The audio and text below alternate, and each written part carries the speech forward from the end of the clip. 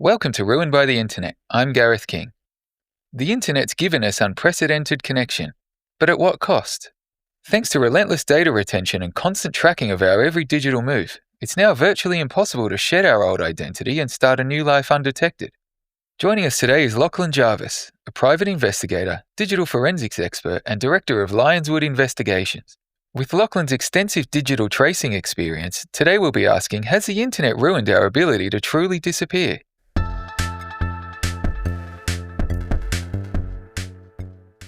Lachlan, thank you so much for joining us and welcome to the show. Thanks, Gareth. Good to be with you. Before we get into it, can you just tell us a little bit about what you do at Lyonswood? Well, I'm a private investigator. How would you sum up the role of a private investigator easily?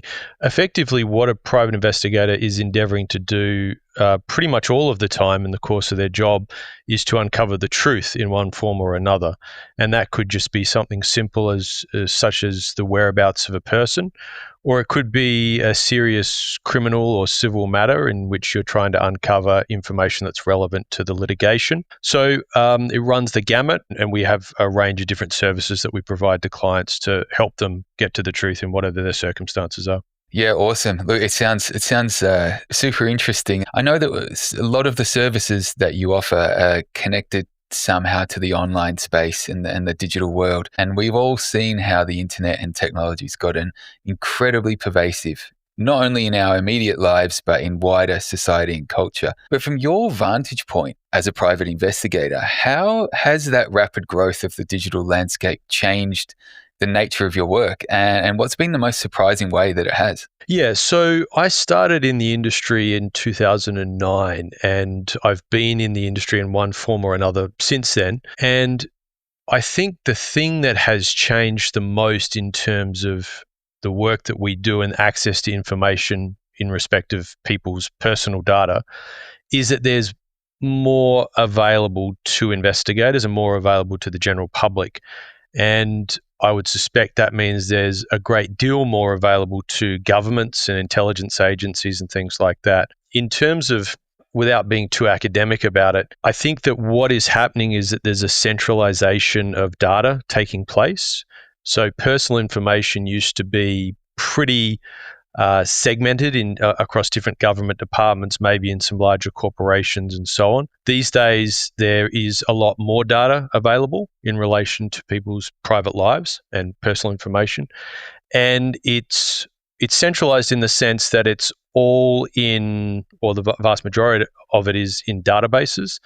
And that is often available to people such as hackers or leakers inside government departments or large corporations. So there's more data. It's more readily accessible to those with malicious intent, or perhaps good intent if they think they're leaking for the right reasons. So that means that the general public's information is more accessible. But one thing to keep in mind is that I don't think that this is a one-way street. Keep in mind that people used to have their names and addresses listed in the white pages. And most people, I think, did have their details listed, their first initial or name, their surname, and their location. Whereas that's much less common these days. So it's a little bit of a change in the way as well in which the data is accessible. And it feels like, obviously we're doing so much more in that online space. Now it feels like everybody is creating this footprint of themselves. And most of the time they're actively contributing to it and adding to that kind of publicly available data that people can get access to, whether for positive or nefarious means. But that said, can you just explain to us what the difference between an active and a passive digital footprint is? From my understanding, an active footprint is what people choose to put out there about themselves in an accessible or semi-accessible format on social media, for example, whereas a passive footprint is something, for example, such as metadata that is created when you surf the internet and your ISP records your browsing history that might be accessible through a subpoena or something like that. People are generally, unless they're pretty savvy, doing both to some extent in most circumstances, although there are people out there who don't do anything actively. They make an active decision, so to speak, not to put anything up online about themselves, although it's pretty hard in this day and age. Yeah, I can imagine. But even if somebody is making that decision to minimize what they think is their digital footprint. How effective is that? You know what I mean? Like, a lot of people might think that setting your social media to private is quite an effective tactic, but is it? Well, social media is an interesting one because I think that, over the course of my 15, 16 years in the industry, when I started, social media was helpful in certain respects, but I think the zenith of the usefulness of social media to an investigator was probably around 2016, 17, or sometime around that period. And then the Cambridge Analytica thing happened, and there was a sort of repercussions for Facebook in the sense that they took a much more active role in restricting access to persons' data on Facebook. So you used to be able to do a thing called graph search, where you could access a whole bunch of information for people without their knowledge, and it was just accessible.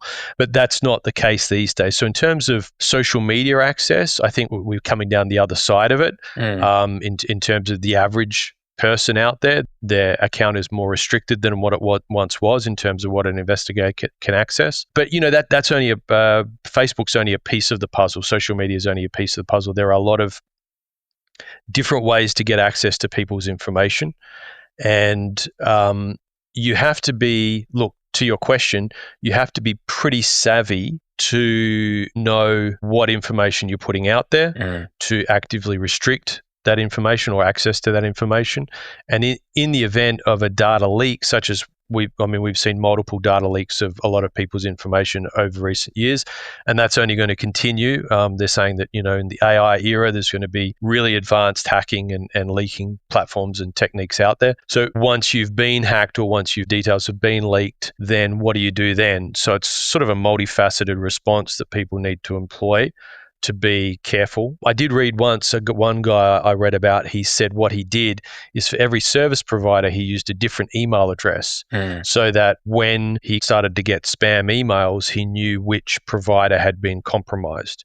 So if you want to go to that extent, you can, but I don't do that myself personally. No, look, I've actually thought about doing that myself because, recently I've been using what I consider my professional account for a lot more things. And I'm finding that, as you said, more and more spam is coming through there. But I was just like, I can't be bothered, making like a different email for every time. But beyond kind of email, database, social media, browsing the internet, etc., like there's obviously a lot of ways that we are interacting and engaging with technology that is leaving some of that digital record behind us.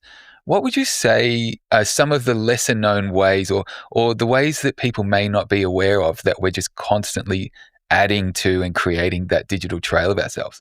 Well, it's probably to some extent an interplay between the online and the offline world, in the sense that when we're doing an investigation into a person, whether if we're locating a person or we're doing a background check or an asset check, or we're just trying to answer specific questions that our client has posed in relation to a particular subject, what we do, the majority of the work that we do is twofold in that respect. Firstly, we'll do searches on databases. When I say a database, what I really mean is a subscription database. That's a database where you pay a fee to access it. An example that's probably easy to understand is land titles. So if someone has a registered interest in land, like they have a proprietary ownership of a property, in almost all circumstances, their name will go on land titles. So we can search under the name, Lachlan Jarvis or Gareth King, and see if that person owns land in a particular jurisdiction in whatever state they might live or where they invest or whatever. There are a range of different databases that act in that manner, and there are some general ones that we refer to as public record databases. Now, we don't know where they get the data from. They won't tell us. We've asked them. I think they've gotten it perhaps historically from things like electoral rolls, postal redirection services, maybe mobile phone providers. The truth is, I don't know. But when taken as a whole, those databases are quite useful in getting access to information. So that's not necessarily something that someone's done from a digital footprint perspective. It may have been, because we don't know, but it could be just their general behavior, moving to a new address, signing up for utilities, getting on the electoral roll, signing up for a mobile phone. That data is then, whatever sources that data comes from, it's then put on these databases that investigators can then access to use to to build a picture of a person in the course of an investigation. The second arm of that element is what's called open source intelligence, things that are not necessarily a database in the sense that you don't have to pay to access them. Google, when I started, results on Google were not bad, but they're better than they once were. People's sporting results, if they go out and play football or soccer or cricket on the weekend, their name might be listed in the sporting results. If they have posted on a forum in the past under their own name, they might be listed. If they've sold something and they've listed their mobile phone years ago, that might still be listed. Their photograph might have been taken in a local newspaper, and that might still be online. And, a lot of people might not even know that information is up there because they might not know how to search properly to uncover it. But that's the job of an investigator, is to uncover that. That's where we've seen a lot of information pooling, so to speak, in the sense that it is a digital footprint that is accessible, and it might come from online activity, it might come from offline activity, it might come from both. Once it's there, it's probably there forever, but not in 100% of cases. Yeah, that's a good point there around once it's there, it's probably there forever. And it leads me on to another thought as well, these right to be forgotten, laws and regulations. But even just before we get into that, when I've looked into this open source intelligence myself, I remember stumbling upon a page that had all these tools on it that I'd never heard of. And I just put my own name into it and saw what it gave me. And it was so many things that I'd completely forgotten all about, whether it's things that I'd registered for online or some time I gave an old email in 2008, and so I can imagine that people have just got so much of that stuff because we do need to sign into and register for almost everything now that it must take an insane amount of vigilance to stay on top of all of that. But yeah, back to that right to be forgotten laws. These are getting a little bit more traction, and they sound like something that if you sign up to it, like you almost vanished off the internet. Like if you just took it at face value, that's what it sounds like. What's the reality of these things? Like if people are signing up to I guess this service, what is it actually doing for them? Well, the right to be forgotten is, as I understand it, primarily a European concept, in the sense that I think that it's part of Europeans are quite pro-privacy. So they have laws they've instituted in the last 5 to 10 years about disclosure, about cookies and things like that. And then they have this right to be forgotten. And if you go to certain areas in particularly privacy conscious countries like Germany or France on Google Street View, you'll see whole streets that are blocked out because people can submit to remove themselves from the internet. Right. That's not so common there are a few places here and there that you see it in Australia or the US. US is more pro-disclosure. European is more pro-privacy. Uh-huh. We're a little bit in the middle in most respects, but we haven't adopted the right to be forgotten in any broad sense. You can make application to search engines in certain circumstances to have things removed. For example, if you think you're being defamed, there were cases, if I recall correctly, where Australians were able to have their details removed because the listings were defamatory. So if there's a civil action basis for a removal in Australia, you might be able to do that. Whereas in Europe, I think it's just perhaps a general right to write and have your information removed. But you can't quote me on that. But it doesn't have a great deal of applicability to what I do, because most people are generally not aware of what's online about them, certainly not in the databases in most cases. I was speaking to I had dinner with someone I know the other day who I hadn't seen in some years, and he's a barrister, and he was working on some cases involving some organised criminal activity, and he was telling me about all the precautions that he takes, and he even goes to the extent that when he's driving home, if there's someone directly behind him, he goes around the block to make sure they're not following him to his house. And so I said to him, well, look, I'll run a few searches on the databases, on the public record databases, to see if your name comes up anywhere, because he wouldn't know that's there. So that's something that we occasionally do for people if they want to see if there's information available about them. There's almost two different forks in this road. There is that try and hide from someone bad, let's say, going after you. But then the other sense is someone bad trying to do the hiding. But even if you're driving a car, like a lot of cars now are very computerized. Are they something that's leaving a trail that's followable? You got your car registered to you. Am I just overthinking it? Like, do these cars send where you're going, your geolocation and all of that to any kind of database, or is that just me being silly? We provide digital forensic services and have done for many years. And we did our digital forensics guy did some years ago begin to learn vehicle forensics, Okay. which would enable him to access the car's computer and then do a download or mirroring the data, copying the data from the car and then examining it. That's not something that we really do much of. It would be something that would be applicable in certain circumstances. I think that, you could set your car to record your location potentially. Of course, you can put a GPS tracker in your car and record your own location. I personally have Google Timeline active. Are you familiar with Google Timeline? No. Can you explain what that is? So Google Maps Timeline is an application you can activate on your phone, and I've had it active for probably 10 years or so now on various phones. And what it does is it GPS records your location more or less all the time. Now, some people would choose to do that, and other people would say, well, why would you do that? Well, number one, Google already knows where I am. I'm almost certain that once I've got a phone and I've got applications on it, Google's going to know where I am. So they already know. So I'm not losing anything to Google. Number two, I had a jury duty attendance notice some years ago. I attended. I subsequently received a fine in the mail saying that I did not attend. I used my Google Maps timeline data. I took a screenshot of it and sent it to them saying, this is me attending. They scrubbed the fine. They cancelled the fine as a result of that. So I keep it because I always want to be able to prove where I am because I'm not doing anything wrong. If I was someone who was doing something wrong, I wouldn't advise those people to do it. So in a sense, keeping a digital footprint can be beneficial for you if you have control over the data and if it's not going to be used against you. In terms of are we working for the good guy or the bad guy? Look, the truth is that occasionally we don't know. We hope that we're working for the right people. And most of the time, there's no doubt that we are. But we cannot prevent the possibility that someone might lie to us and use the information for an ulterior purpose, although we take steps to try to minimize the risk of that.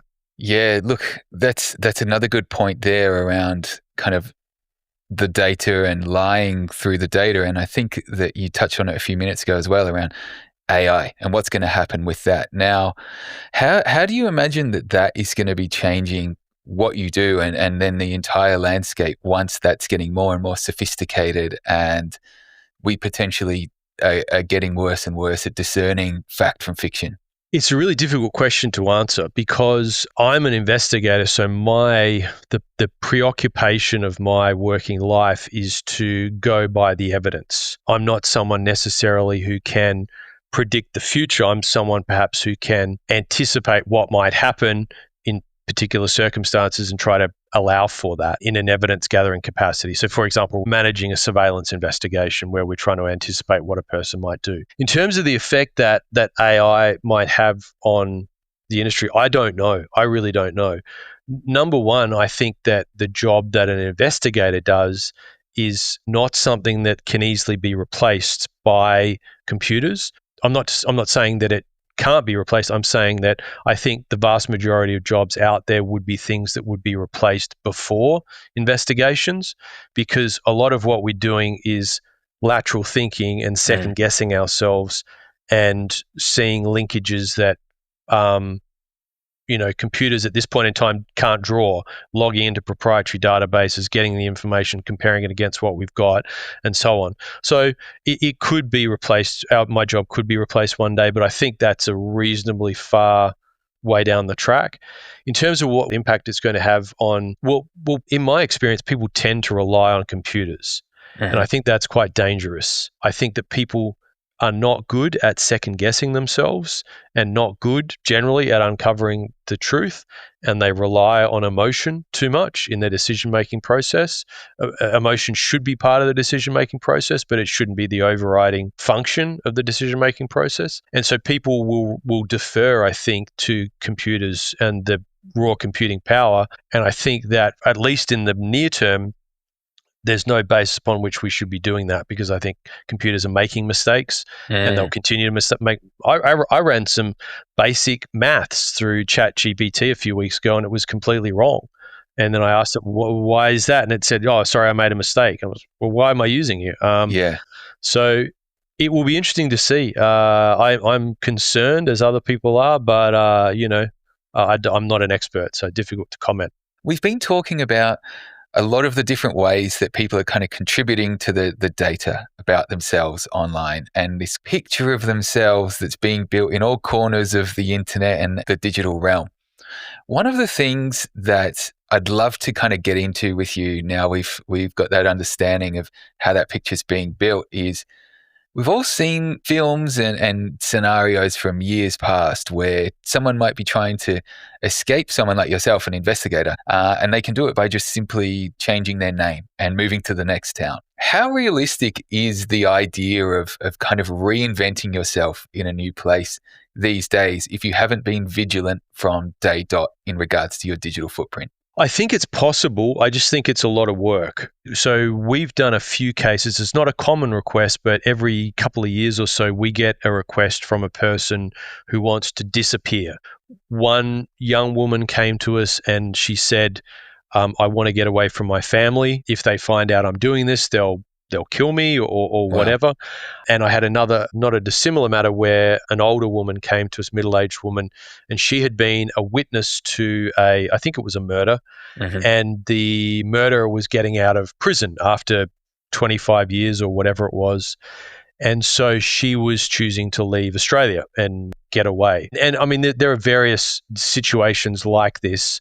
And so in those circumstances, you have to very, very carefully consider what are the ramifications of the advice that you're giving. And is it possible to disappear? I think that the answer is yes, vis-a-vis, for example, your family or a murderer. Is it possible to disappear from the government? Well, that's a bit harder. If you are a terrorist or if you are a wanted person, a cartel member or something like that, and the whole infrastructure of the US intelligence state is after you, I mean, I could give it a go, but I'd struggle to get away because they have an enormous amount of resources that they can put to that search. In terms of an individual, look, I think that yes, you can do it if you're prepared to move overseas, change your name, get a new passport, live off the grid, put clues out to show that you're in a different location than where you are, cut off contact with your family, go through all these steps. Yeah, I think you can disappear. If you are a wanted person by a government, like a large government like the US or something like that, very difficult. Yeah, so I guess in that sense, it kind of comes down to a few things. One of which is obviously your profile. Is there people looking for you, or are you just trying to disappear for a laugh? One of the other things that I think some people might feel like they're hiding or disappearing through using is we've all heard about the dark web and VPNs and privacy browsers too. Do they really work in the way that people think they do, or are they still leaving a trail to some extent? Well, things like VPNs, they're really for specific purposes. So that's more or less VPNs are more for masking your IP address and your identity vis-a-vis your ISP or perhaps the websites that you're visiting, things like that. So it is sensible to use a VPN, and that will potentially help you, but it's not going to make the difference to a person who wants to disappear or something like that. There's a whole raft of other things that a person in that situation has to consider. Advice I do give to people like my friends and family and so on is don't use public Wi-Fi.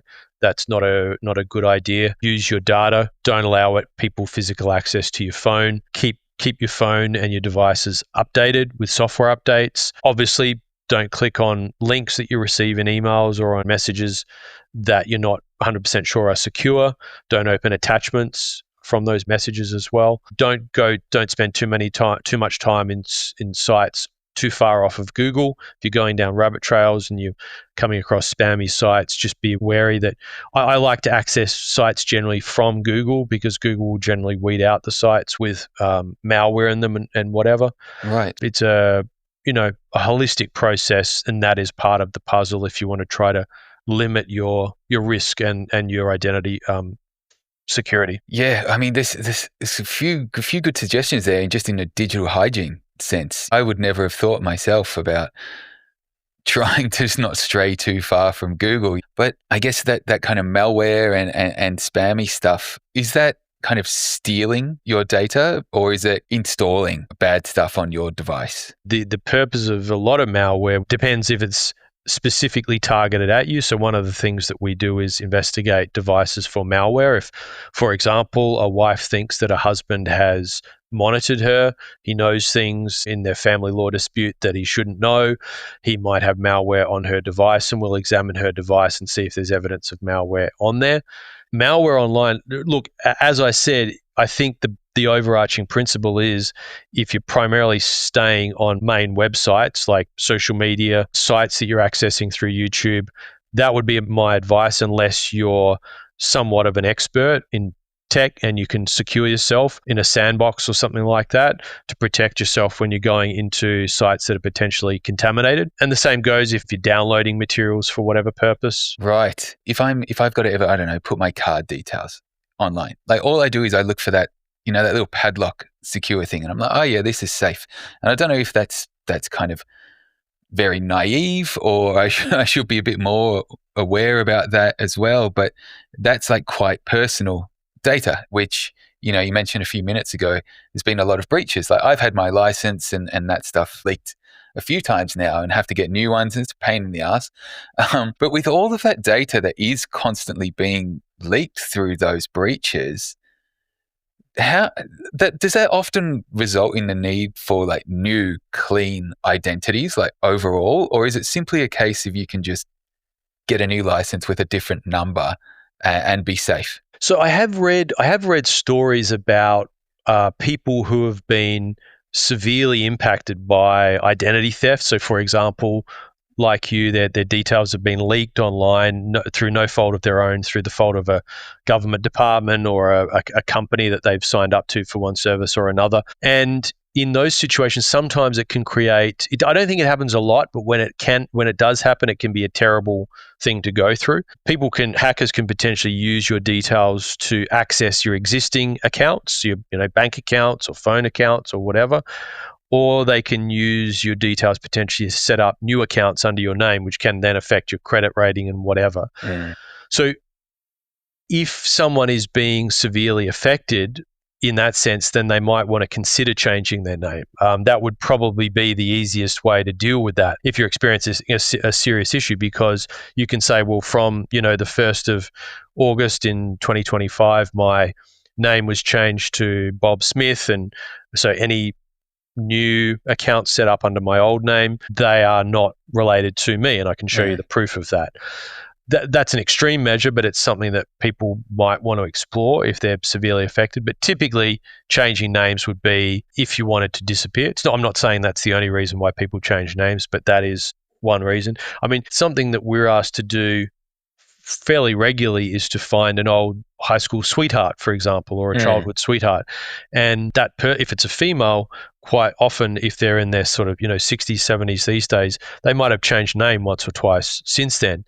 And that can be quite hard to follow the trail of. So changing names certainly does make the trail a bit harder to follow. Yeah, that's an interesting example there, like tracking down your old high school sweetheart with potentially a few different names. Just on the topic of changing name, is it possible, theoretically, is it possible for someone to create or change a fake name, make a fake identity, flood the internet and everywhere with it, and send, anyone that's trying to find them off on that path? Like, how can they distort the landscape that they're in by kind of just flooding the zone, so to speak? Yeah, that would be a tactic you could use. So if you had a serious situation that you wanted to escape from, you could use that, bait, so to speak, as a tactic to give someone the impression that you're somewhere that you're not, and that you're using a name that you're not using, and so on. Once I gave advice to a person who wanted to disappear, and they had intended to move to the US, and they'd intended to adopt a distinctive name. And I said, well, this is not a good strategy. Number one, if you're going to adopt a distinctive name, it's going to make it, any results online that relate to you are instantly going to be identifiable. So that's not a good idea. If you want to change your name to a common name.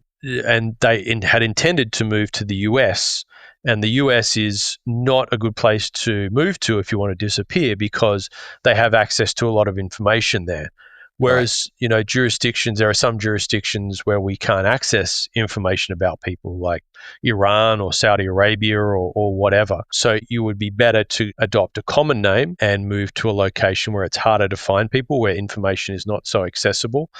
And you might want to, use a country as a if you're really serious, you might want to use a country as a stepping stone. So you'd go to Laos or something, get residency, whatever, change your name there, and then move on somewhere else and live there under the new name.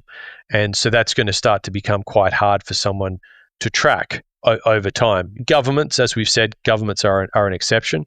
But even a government, if you were really careful about it and you lived in a rural area and you didn't have digital devices, pretty hard in a lot of cases to track someone who's really putting in the hard yards. And all of that, it does sound like it is a lot of hard yards.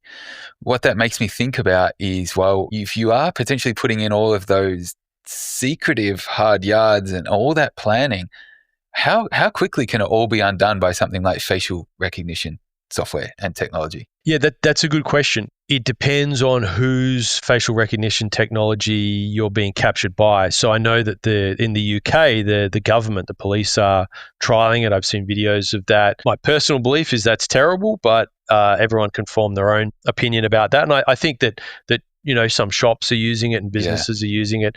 I'm less concerned about that than I am about the government using it, because the government is significantly more powerful than just one corporation, even if it's a big corporation. So yes, facial recognition software is going to be used by, at the very least, intelligence agencies and governments.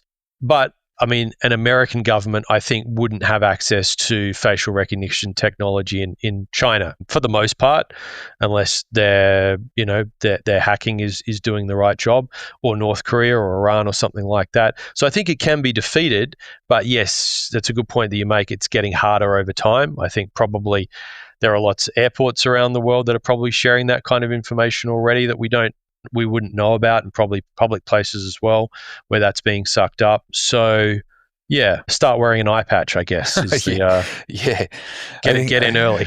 I think one of those interesting points there around in stores. I remember when people noticed that Bunnings was doing it, and they'd have these little A4 signs at their gigantic entrance to these stores. The other instance is, I remember when they started scanning, say, your ID to go into a bar or a club or something like that. But just on that point of the software sharing and the data sharing, hypothetically, if you were, say, trying to get out of a Five Eyes country, would you go outside the Five Eyes and that would be easier, or it doesn't really matter where you're going? If you're trying to disappear? Yeah. Yeah, absolutely. Yeah. First thing I'd do is get out of the West. I mean, private investigators are not really legal in China, for example. Mm-hmm. So, I mean, let's say one of these people who's come to me and said, I have to get away from these people in Australia because I fear for my life. China would be a consideration. I guess one of the problems with China is that in certain locations you might stand out a bit, but there are locations, some of the locations I've mentioned, where it's more rural, less developed, easier to live off the grid perhaps. The governments are not necessarily friendly to the West, and if you wanted to escape, they would be good places to go. Obviously, there's a lot of work involved and you'd need time and money to make it happen. But if you had patience and you were willing to stick to it, then I think you could make it work. It is possible.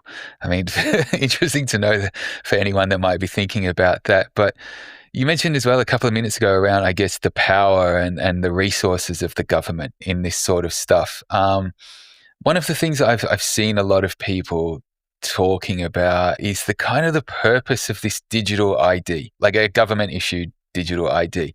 Are they overreacting, or is there something that people should be cautious of before signing up to something like that?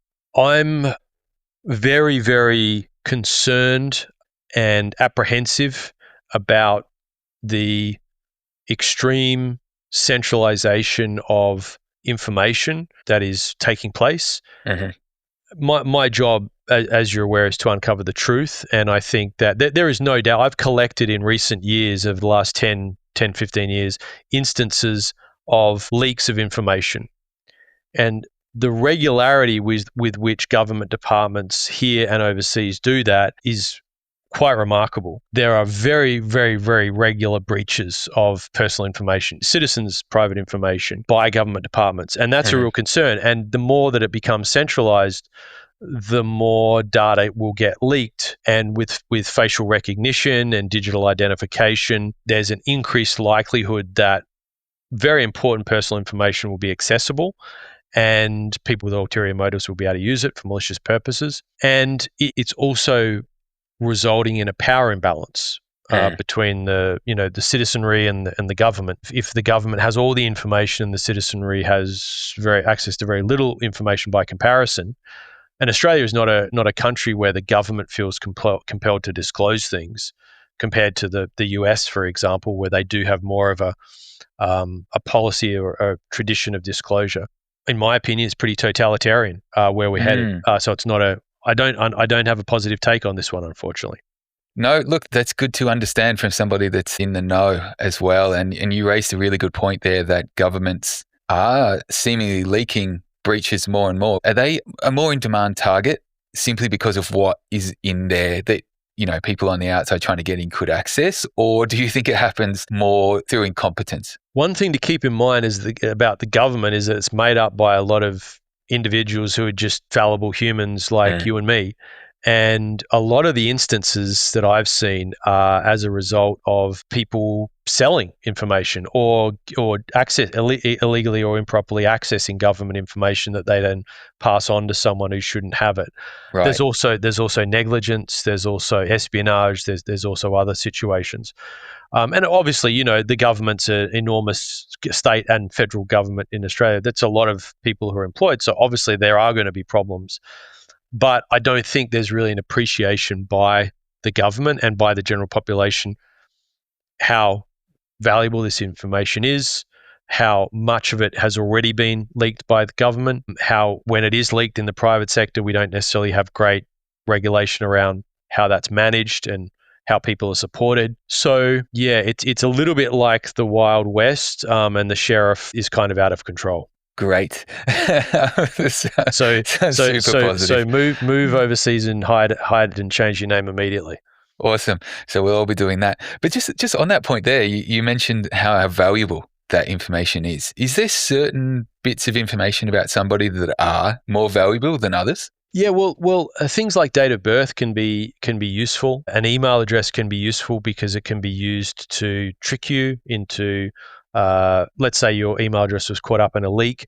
Someone can pose as the company that was the victim of the leak, that released your information inadvertently, and contact you and say, we've got this briefing, read this, and then they can get access to your email if you click on that link and enter your details, or access your account, for example. These are sort of worst case scenarios, but any personal information can be used to help build a picture of someone. For example, if I get some information, then I find other information online about you, I now potentially, or I hire an investigator to get more information about you, I potentially have a picture of you that I can use for improper purposes if I want to. But I mean, the good news is that a lot of it is just sort of scattergun approach, that hackers get access to information. They sell the email addresses online, and then, scammers or spammers or whatever can use those email addresses to try to target you for malicious purposes or whatever. But if you've had a whole bunch of information leaked, like passwords and credit card details and license number and photograph and date of birth, then you need to be really careful and take appropriate measures, because like changing your license number or whatever, maybe changing your email address, because you might be targeted, or those details might be used to then set up other accounts, as we've said, that makes it appear as though you've done something that you haven't. Right.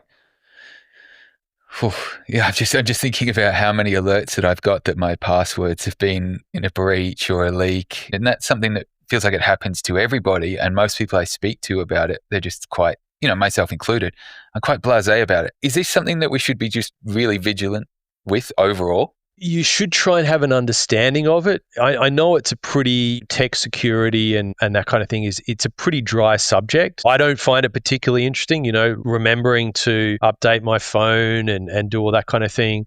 And you remember a few years ago, Albo said, turn off your phone each night because that helps defeat the hackers and whatever else. So there are, what I try to do is because I'm in the industry, and generally people should try to do this if they can, is they should try to read the news articles that relate to this kind of thing. If they do read the news or listen to the news or get on the algorithm on social media about this kind of thing, it does help because it just gives you a broad appreciation for the types of risks that can arise. Don't reuse your password, because if your password gets leaked, they'll use it to log into other things that you've used that email address for potentially, and then that can result in someone getting access to your account. So you do have to kind of spend the boring 5 to 10 hours to kind of learn about this, and then ideally read the odd news article as it comes up, or whatever comes up in your feed about it, just so you know what's going on, just so you won't be one of these poor people who ends up on Today Tonight or whatever, who's lost their life savings because they took a scam call from someone. Oh, look, there's so much to think about. What are some easily done, immediate steps that people should take to not only minimize their digital footprint and gain a bit more control over their online privacy, but potentially also protect themselves? Like, what should they be considering from just a general digital hygiene sense? Sure. So it's the things that we've discussed today. So number one, what we've just discussed is a bit of education. So it helps to understand what's involved, what is taking place in the general public. I mean, are people's details getting leaked? Are your details leaked? You can go to haveibeenpawned.com and enter your email address and see if your email address has been compromised. So when you know a bit about it, it's easier to manage because you know what kind of things not to do. We've also mentioned not straying too far from Google results. If you're browsing the web, just be mindful of the websites that you're going to. Don't click on attachments that you get in messages or emails unless you're comfortable that they're secure. Don't use public Wi-Fi. Keep your systems up to date. Install updates on software programs that you use. Pay attention to notifications that you get, whether in your email or on your desktop or on your device, about security compromises or security weaknesses that have been identified by Google or Apple in your device or your accounts. Use difficult passwords. Don't reuse passwords. As Albo says, turn off your phone apparently each night. I don't know what difference that will make. I've never heard that one. But yeah, just be mindful. Could someone physically access your device? If you're subject to a break-in or something like that, could someone have accessed your accounts or your devices? Could they be logged into them? Keep a PIN number on your phone. Once you're offline as well, don't allow people access to sensitive documents in your mail. Keep a lock on your letterbox. Shred mail before it goes out. Just be mindful. Just do the things that you think should be done. Allocate a bit of time to understanding what's involved. AI is going to change all of this to some degree, so be prepared for that. Spend the few hours that you need to learn what's going on, as I said. And yeah, try to be boring if you can be. Yeah. Don't be too extravagant online in sharing information, obviously. Awesome. Thanks so much, Lachlan. That's incredible to hear all of that information. I almost feel a little bit weird about asking this next question that I ask every guest, but what's on the horizon for you and where can people follow what you're up to? Sure, yeah. So I work for a business called Lyonswood Investigations and Forensic Group. The website is investigators.net.au. I've been a private investigator for a long time. I'll probably be a private investigator for a reasonable period of time from this point onward. There's never a shortage of people doing the wrong thing, unfortunately. So it keeps me busy, and I enjoy learning and solving the case and trying to get the truth. And as you mentioned earlier, we live in a world where AI is going to make it hard to identify the truth. I mean, we're seeing that in videos now. There's videos that are coming up in social media. No one knows if they're real or not. That's going to be pretty tricky. So I guess that the need for people who can identify the truth will exist and continue to exist. And hopefully I can do my part to help people who need to identify the truth. Fantastic. Lachlan, thank you so much again. Appreciate it. Thanks, Gareth. For more info on what we've discussed today, check out the show notes. If you enjoyed this one, you can subscribe to Ruined by the Internet on your favorite podcast app and help spread the word by sharing this episode or leaving a review. I'm Gareth King. See you next time.